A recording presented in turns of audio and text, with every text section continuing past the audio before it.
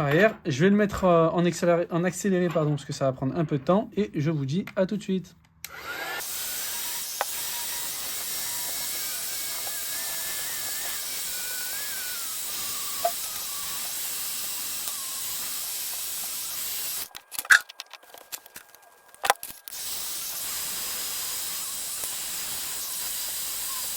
Voilà, ça y est, c'est bon. Donc j'ai j'ai enlevé la vitre arrière, j'ai tout nettoyé le châssis. Donc là, il est tout propre pour après que je puisse coller, coller la nouvelle vitre arrière. Voilà, avec la colle. Avant de la coller, de la mettre dans la machine de serrage. Du coup, je vais changer l'écran. Voilà. Donc je peux pas l'éteindre parce que le tactile il marche pas. Hop. Je pense que je vais le mettre en accéléré. Je vais changer l'écran et puis à tout de suite pour le collage de la vitre arrière. À tout de suite.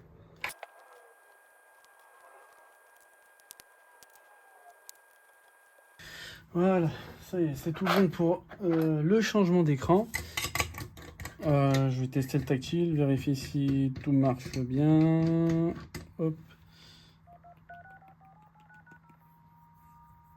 Ok, nickel, le tactile c'est bon, je ferai les tests avec la personne. Pour la vitre arrière, je m'étais trompé. C'était pas moi qui avais changé la vitre arrière, c'était la vitre arrière d'origine. Je l'avais juste mis en vide du scotch, je l'avais juste mis, du scotch double face, tout simplement. C'était juste pour maintenir les morceaux de verre. Et donc la vitre arrière elle est un peu plus compliquée à enlever, mais je l'ai quand même enlevé. Il y a son châssis ici qui est cabossé sur le bord. Il est cabossé.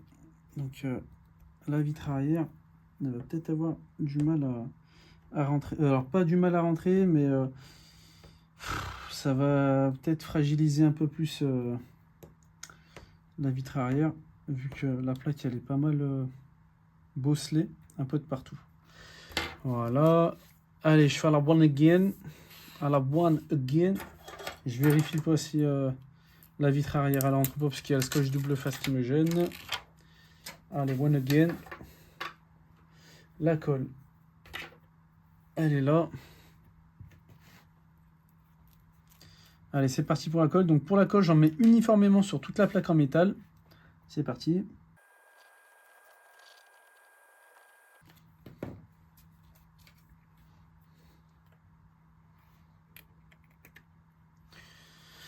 Ok, nickel.